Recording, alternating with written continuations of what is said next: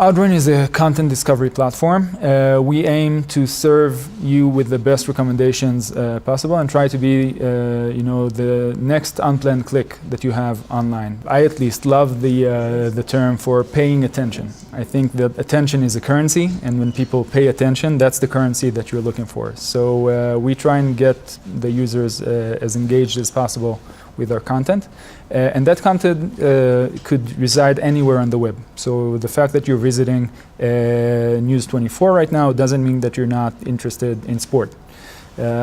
So if we serve you with the right recommendation at the right time of the day, you might be really interested in reading about sports, and after reading about sports, reading about entertainment, etc., etc. So among these recommendations, we also allow marketers to serve their own content recommendations and appear within our index. However, that content needs to be focused on the user and not on the product. So we do not allow any content that is too sales oriented. We're looking for content with value, and that value could be either informative or entertaining. But as long as the user has gained anything by clicking on that piece of content, we're happy.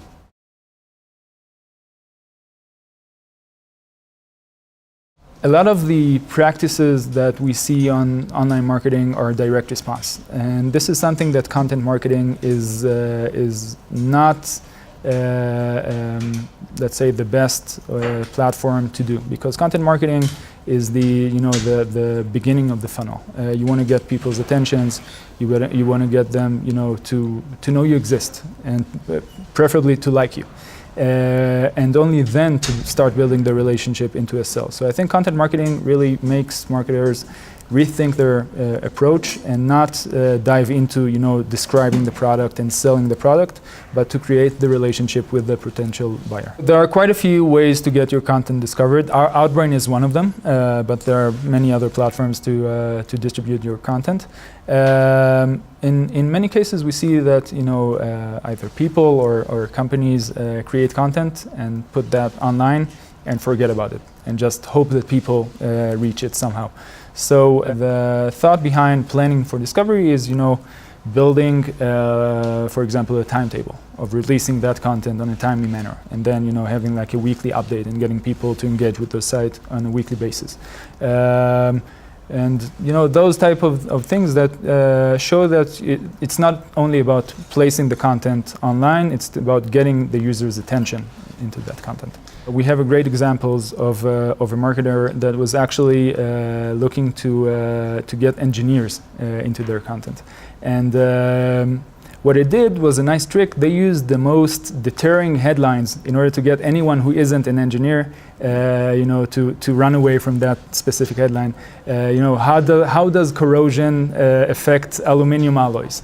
And that's something that unless you're, an engineer, you would never click on it. And by that, they got, the attention of the right people. So that's just one example of, segmenting the audience and getting the people that you're interested in getting. About the where and the why, you need to ask yourselves, where do these people spend all of their time? It's nice, to put the content on some niche blog, but people hardly get there unless, they've signed up or there's a newsletter or something like that.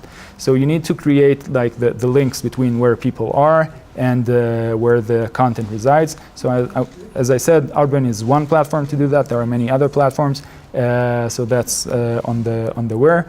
The why, again, you need to make sure that the value that you're giving is apparent to the user. So that's why they'll decide to click on the content. So if we go back to the example about aluminum alloys, if I'm looking, to get that specific information, that kind of headline would attract me, and that's how you win the audience.